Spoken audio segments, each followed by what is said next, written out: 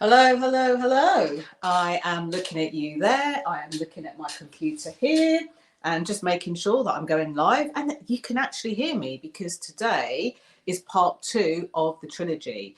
Now, this trilogy is all about you getting out there, not just this year, not just this summer, not even just this spring, or if you're in Australia, this autumn, but right now. Easy, quick ways to do it. And there's so many things I could have shared, but I wanted to share things that were useful, that were beneficial, that would really help you to be confident and confidently visible. Because here's the thing that I found that many people that put themselves out there highly visible are already confident. The places that they struggle with tend to be maintaining that consistency and constantly being visible and actually being ready to be visible.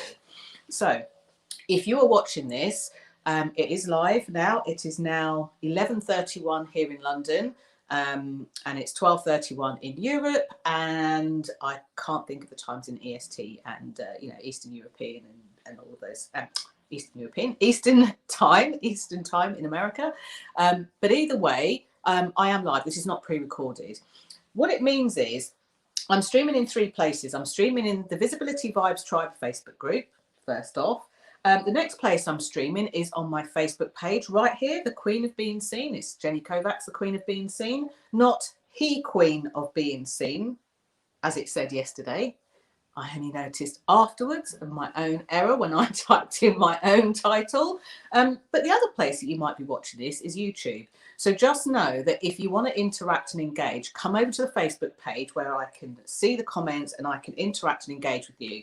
For that reason, I've got a secondary phone right here, and I'm looking down at the phone. And I've also got my computer here. Now, as with all of this, I prepare for these. I've got some words written on a page, my notes, and I think it's important to show you that because you won't see me looking at my teleprompter left to right in that way. Sorry, just trying to get a notification off the screen there. You'll see me looking down, glancing at my notes, and you'll see me doing this because until I put my glasses on, I don't necessarily have to do that kind of squinting. Hey, Anita. Hello, hello, hello. Thank you. I was just about to try and respond to you. Go, here I am. So today, let me just recap. Yesterday, we talked about visibility and really the head part of it. Often referred to as mindset, but in my way of thinking, it's the way we think about things. And as always, quoting Wayne Dyer saying, when we change the way we look at things, the things we look at change. And that for me includes being visible. Change the way you look at it. It's scary. I don't like it. It makes me feel uncomfortable is one way that many people look at being visible. But when you change that and think, well, what would you rather have than it feeling scary and uncomfortable and awkward?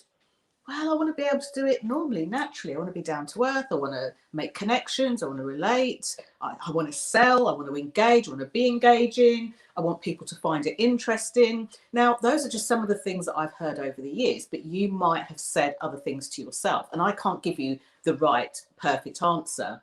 That's a great question to ask yourself. Now, tomorrow we'll be talking about some practicalities of some things to do, and I'm going to get you to do some things that you can just do them very quickly. So I'll be here at the same time for 30 minutes next week. But today we're going to talk about the heart element. So what is the heart element? The heart is the passion. I don't think I've met anyone in business who hasn't started off passionate about the thing they do. So much so that at this sort of classic networking meetings, people will say, my name's Jenny and I'm passionate about helping people too, or I'm passionate about this. And often the piece that can get us stuck is like, how do we convey the passion of it?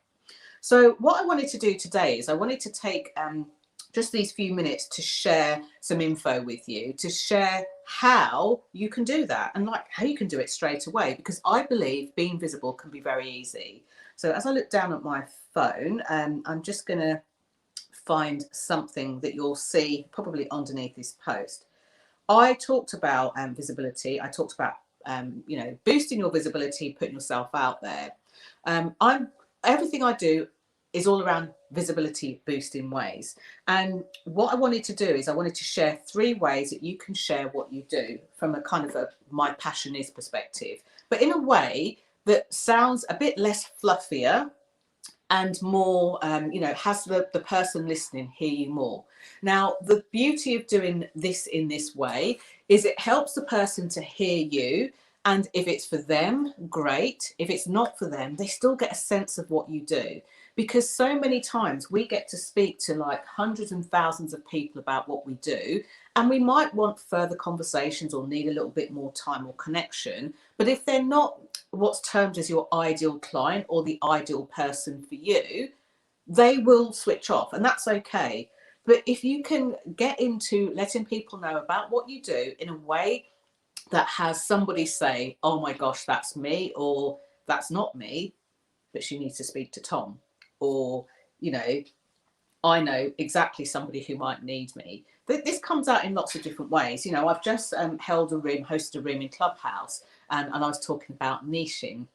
And I was actually talking about how so many business owners that I've met, consultants, authors, speakers, get really tied up and twisted in knots at the thought of niching. They feel like it's about just putting themselves in a box. Hey, it's Sarah, fresh back from she's fresh back from the hairdressers. I'll get there soon. You'll know. I'll be doing videos like this, like a hair advert, swishing my hair around. So hi, and thank you for joining. Thank you so much. So this is the thing, we can get ourselves tied up into knots in how we describe something that we're actually really passionate about, and it comes from our heart. It's almost because we can feel it inside, we can feel what it does for people, we can feel how it can benefit them. Then it comes out of our mouth, and then it just feels different somehow. When this isn't quite right for you, because you walk away and think, did I ramble? Did I say it wrong? Maybe I could have said it in a different way. Did you see the look on their face? Their eyebrows went like that. I'm really having to furrow my eyebrows. Or they just looked a bit like, they were looking around the room. They weren't interested in what I say. And some of that may be true, and sometimes not. Someone's just sent me a message at option 2.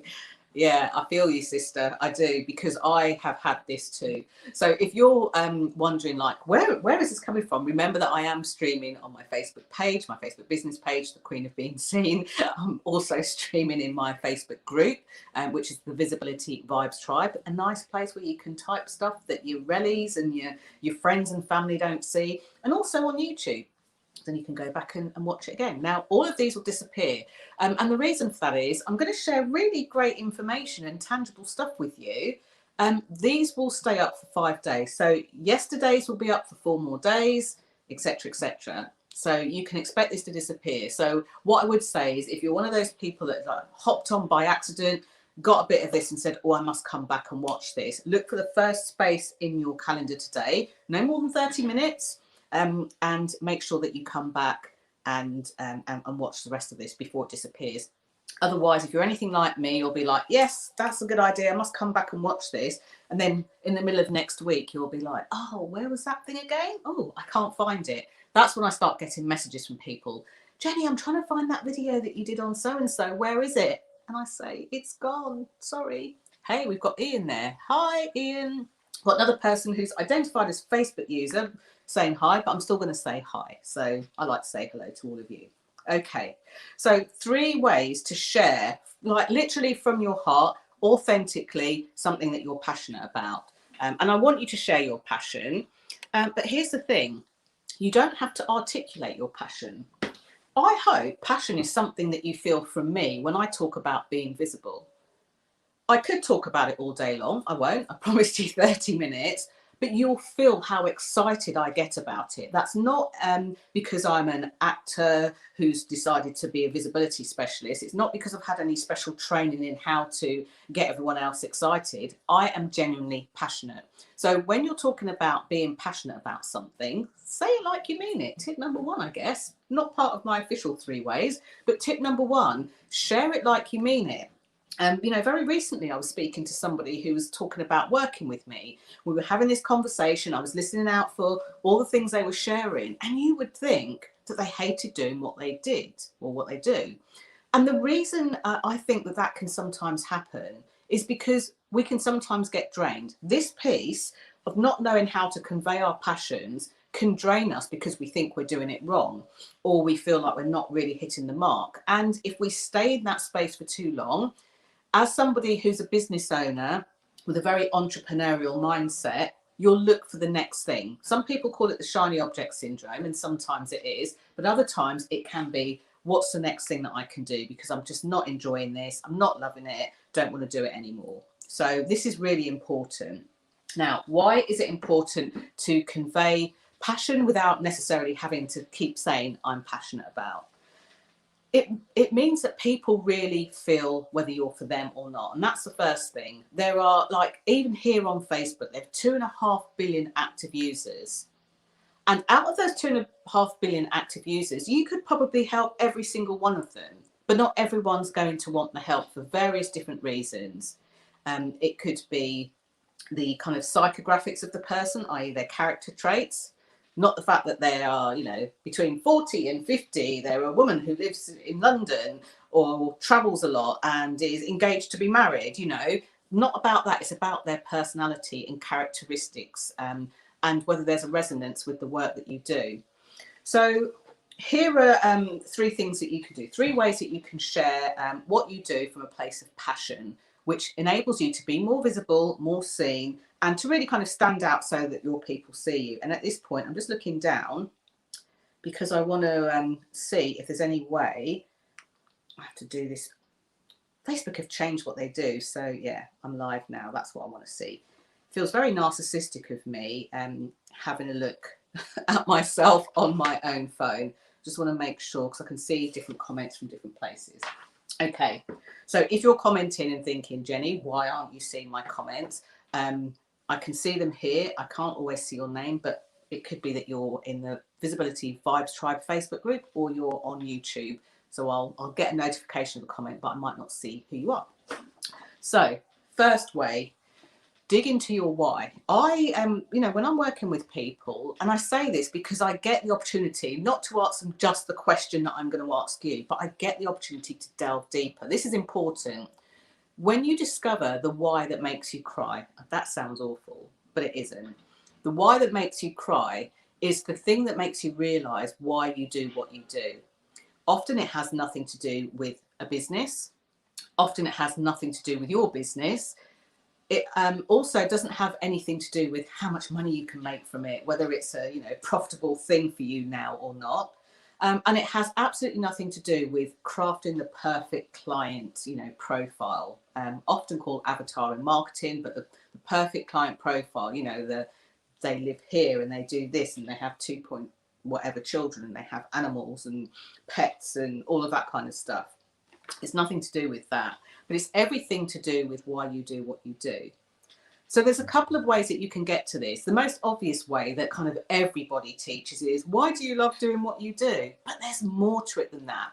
I'm going to ask you, I'm going to almost challenge you to find out from yourself, like, what got you started in doing this? Now, if your answer is, well, it was a business idea, it was a way to make money, and I thought people wouldn't pay for that thing, but they'd pay for this.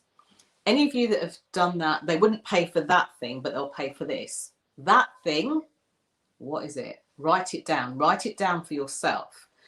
I was just explaining in the room I was just hosting in Clubhouse. I have lost count of the number of people that say, Jenny, I'm a coach that does this, or I've written a book on blah, blah, blah. And then they literally almost whisper, but what I really want to do is, I've gone into massive companies, worked with people at board level, worked with the senior leadership team. And there was always at least one person, if not a couple more, that says, I really love what I do. I'm passionate about the job. I'm, interested in moving the strategy of the organization forward. But what I really like to do is this. Even those people will whisper that in my ear, really bad impersonation of somebody in a very corporate setting, because they're not all like that. But that's the truth, People will literally, it's like they don't want to admit out loud what it is they really want to do. And that to me is sad, because actually the reason why they don't want to do that is because they think it's not profitable, they can't put it out there, they can't do A, B, and C. That's just simply not the truth. So the why that makes you cry has you understand this is what I would really love to do. And even saying that to yourself and feeling that like literally through your body, doesn't it feel great? Doesn't it feel different? Doesn't it feel better? Then what usually happens is our heads get in the way and we go, oh, no, but I can't. So sit with that thing, like, why is it you do what you do? Now, there's a whole process. It's not complicated, but I just need the time to kind of dig in with it, either privately or for some of you, if we're kind of like doing that on a in a group program, we still get the process. We've got the time and space. And at the moment, I don't have your permission to be able to dig deeper because this is a public broadcast. Everyone can see your answers. I'm sure none of you want to be pulled up on screen. So this process basically involves you digging deeper under the surface layer of why you think your why is. Simon Sinek does talk a lot about start from why, and he flips this on his head, and I love the way he does it. For many of us who are business owners, I'm going to say small business owners in terms of we don't have a multi-global company that has like hundreds and thousands of employees type of person. I don't mean that you're small. You could be a one-man band business that loves going to the local business groups, or you could be, as some of my clients are, a business owner who has teams of 10 people, 20 people across sometimes different places or different countries. I'm talking about you as the person who has had the concept for your business. Why is it that you do what you do? And I call this the why that makes you cry, because when you get there, when I'm normally speaking to clients about this or groups about this, when they get there, you can see it.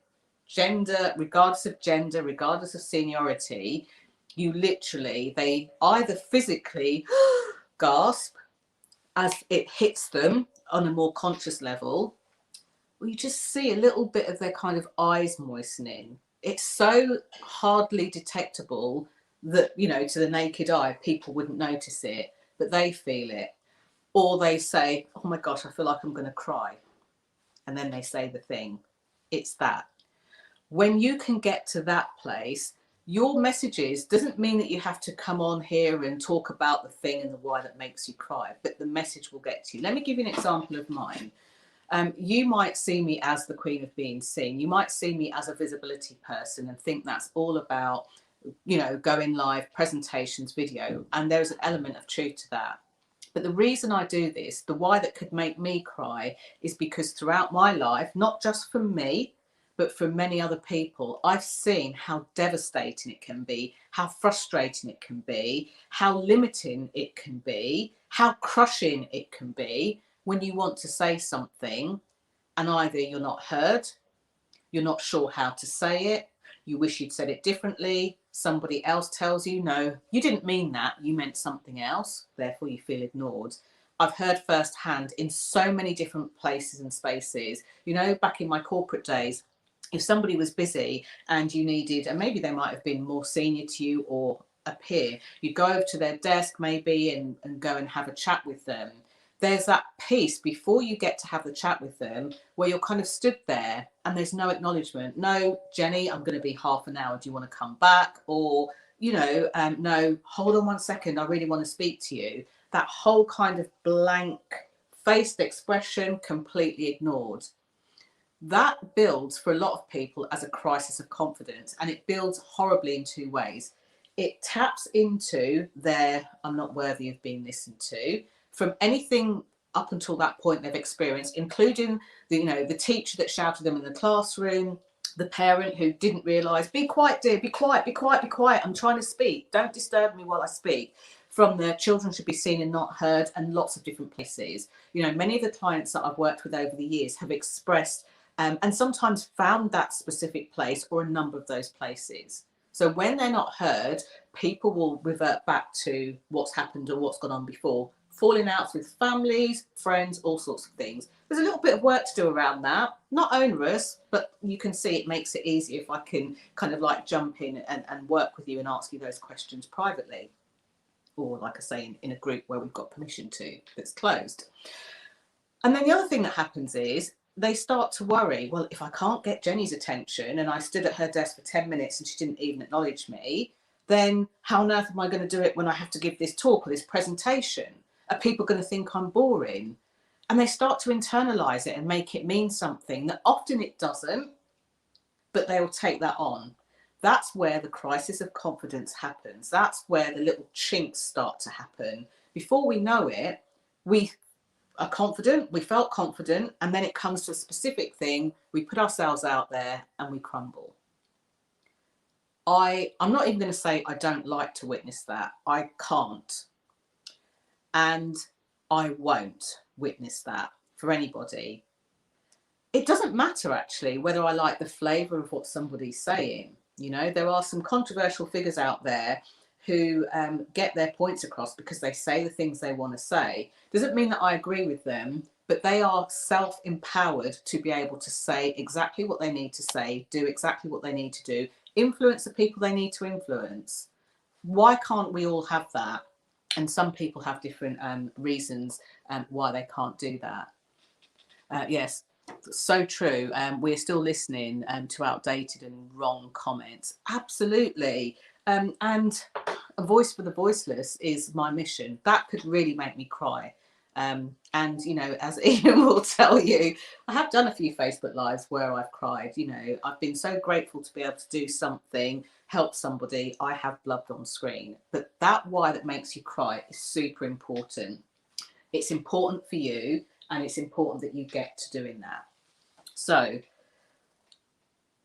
the second way to share what you do with passion, I touched on this a moment ago when I talked about the difference between the demographics. You're now not talking to, you know, men who, women who, you know, people who describe themselves as non-binary who. You're not looking at where they live, what they earn, what their job title is. You're looking at more of the psychographics. Now, there's a couple of things I need to hear. And funny enough, through a question that somebody just asked me, this actually came up in here, the pain. Most people have got a pain point, and although this sounds like classic marketing where, you know, what are their worries, struggles, pain points, concerns, wishes, all of that kind of stuff, a lot of people like me and you who like to help people don't like to think that we are inflicting pain on somebody so that they jump for our products and services. Well, actually we're not. They have a pain point that they're at. And I told the story of, and Ian may remember this, a couple of years ago, the toothache. Can you remember, Ian, when I did the Facebook Live? And how I didn't do it, going, it was that side, going, oh, my tooth hurts. The sun came out and I wanted to throw a big black velvet blanket over it. Cute baby would walk past me in the street and I wanted to slap it. I was in so much pain. And that in itself made me feel alien. Being in pain is quite soul destroying. That was the sort of pain that people think about and recognize. And of course, by that point, you will do anything to get rid of the pain. It's like an emergency, you know, I will get rid of the pain. But for you and I who help people in everyday life, unless we're a dentist or a tooth specialist, people's pain doesn't come out in that way. I wrote down a couple of different ideas. So here's another one. For most of my life, up until about 2003, I was a proper arachnophobe. As a kid, I hated spiders. Now, I'm sorry if you're arachnophobic, I'm not going to do anything or show a spider or anything, just pre-warn you.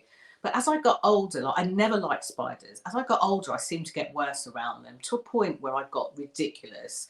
You know, I remember calling a friend round to my house late one night because I saw a big spider in my house. By the way, she said I could call them. I live by myself. And she came round. It's like 11:30 at night. And there's a part of me that felt rational. Get the spider away. I can't sleep. I can't live in this house anymore. I need to sell it, you know. I remember carrying a duster in my car And I used to kind of like do this between all the ferns as I walked through, because I didn't like the feeling of the webs on my face because there could be spiders about. And it got so ridiculous that I went to the London Zoo. I don't know if they still do it, the Friendly Spider Programme. Highly recommend it. But you know what? From the moment I reacted to those little insects that I didn't like, that was my pain point. But I put up with it. I think there's a pattern here with the toothache thing. If anyone's heard the toothache story, I put up with it. There are people that you can help that have these miniature pain points, and because you're not talking about it, because you don't want to say the wrong thing or upset them or upset the apple cart, they continue in pain and they don't know that you can help them. Here's what I see a lot of people thinking that visibility is about. They're thinking when you're talking about passion and sharing stuff from the heart, it's about demonstrating, I know how to help you do A, B, C, and D. And to some respects, that's marketing. Where it comes to being visible is you demonstrating that you understand how it feels to be A, B, C. And this is a reason why you need to talk about it.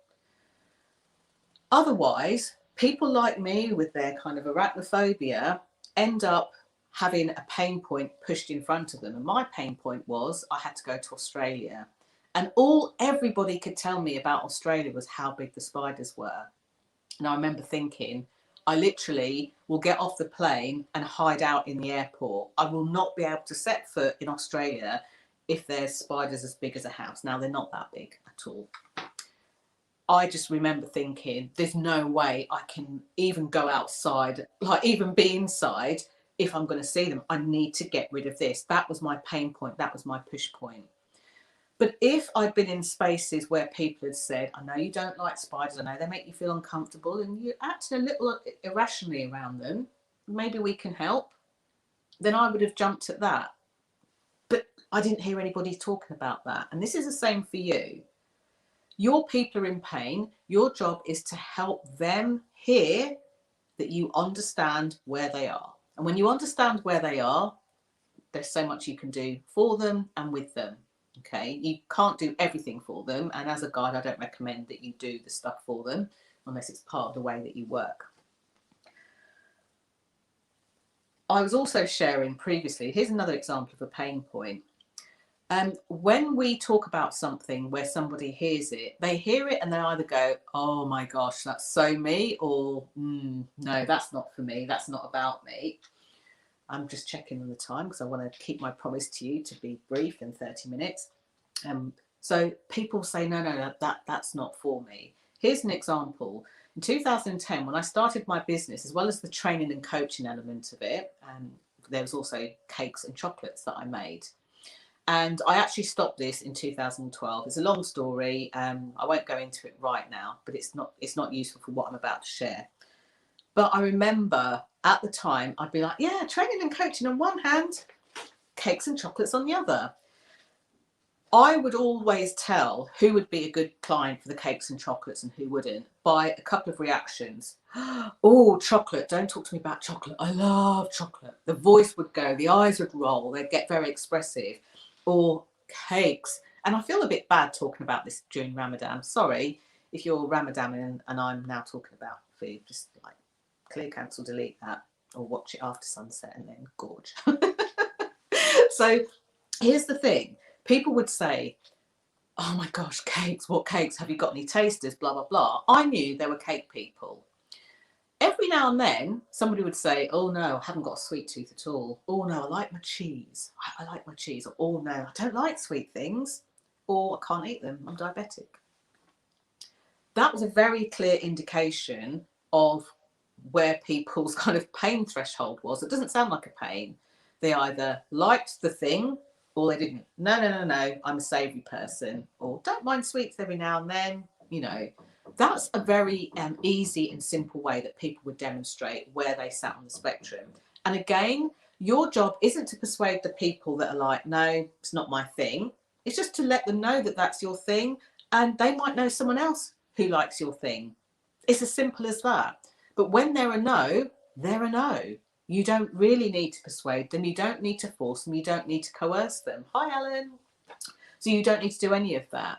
So it's really important when you're speaking and talking about what you do that you have a really deep knowledge of who they are. And the best way to do that is one by one. If I went back through the thousands of clients that I've worked with over the years and the hundreds of businesses and companies and organizations and, you know, kind of keynotes that I've done, I would confuse myself, never mind anyone else. You think about the person or the people, or let's say the person, the one person who's really, you know, you've been blown away by how your work's helped them. And when you can like hone in and describe that person as a character, as if you were going to invite them to a dinner party and introduce them to somebody, then you know that you understand who they are. And when you understand who they are, then you know that your languaging, that your messaging, that what you share lands with them, hits the spot. That's how you share your passion. I call this magic in your message. And it is something that in my system that you know I've got, the visibility activator system, we go more deeply, not only in step 2, but in step 5. This helps you to share and say what you need in a way that's real. And then the third point, as we wrap up, is sharing your passions. Too many of you have these invisible boxes. You don't like to be put in boxes. That's what makes me laugh. You're not a inside the box person. You're an out of the box person. You're creative. You think of different ways to do things. You think differently to many other people, which is why you're even embarking on this journey. Yet you compartmentalize yourself and you say, there's professional, there's personal. It's like that saying, east is east, west is west, and never the twain shall meet. Well, they used to say that about Istanbul, and look at how beautiful and gorgeous Istanbul is. You've got the eastern promise and the eastern side and the mystery, and you've got the western side, and they both cohabit in the same city. So when you're being visible and putting yourself out there, it's important to know who you are as a professional and who you are personally. And the biggest kickback I get from people is, but you know, my personal stuff is my personal stuff. Let me give you a distinction. There's personal things like your personality, and then there's private. No one's asking you to share your private stuff. But to share things like, I like the feel of the sun on the back of my eyelids, might make you think, yeah, she's a bit crazy, but it's true. Any time that I need a pep up, and if I remember to do it, I can stand by a window, even here in London in the winter, close my eyes, and if the sun's out, feel the eyes on the back of my eyelids. In fact, when I had that very bad toothache and I was going crazy, and I think people at the train station thought I was going to do something stupid, I remember pacing in agony and then stopping, closing my eyes and having that feeling. Now, is that really so personal that you can't share something like that? And then knowing how that links to what you do. I love nature. I love visiting Greenwich Park, which isn't too far from here. You know, I love flowers. I'm stupidly excited. For those of you that know my red lily plant that grows behind me, all of the flowers died, I think just around Christmas time. And I wondered like whether the plant was on its way out. And lo and behold, a couple of weeks ago, I saw a little indication that a new lily was forming. They take a while, but they're beautiful. Like every time I walk past it, I'm looking all excited. I love nature.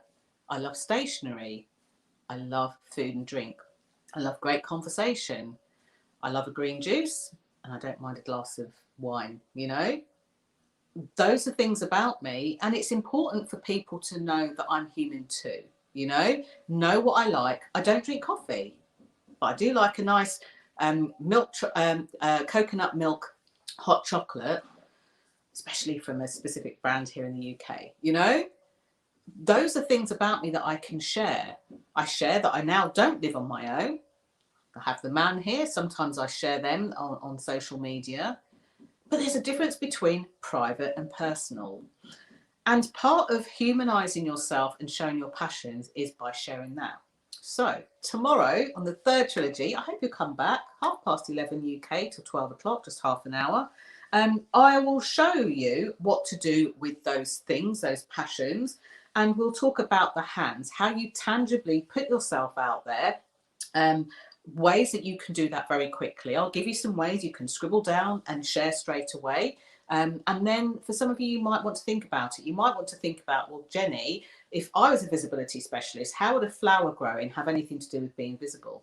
Aha, don't worry, I've got it covered. And it's the truth. It's not something I'm making up, it's the truth. You know, how does closing my eyes and having the sun on the back of my eyelids affect how I am visible or have anything to do with being visible? I've got it covered. So hopefully helpful. Thank you so much for watching. I want to shout out Sarah, who's a fantastic marketer herself, Anita, who is the most awesome interviewer, I have to say, and does a lot of stuff to help you know, executive level people in a corporate setting to be able to really put themselves out there, you know, in new and interesting ways.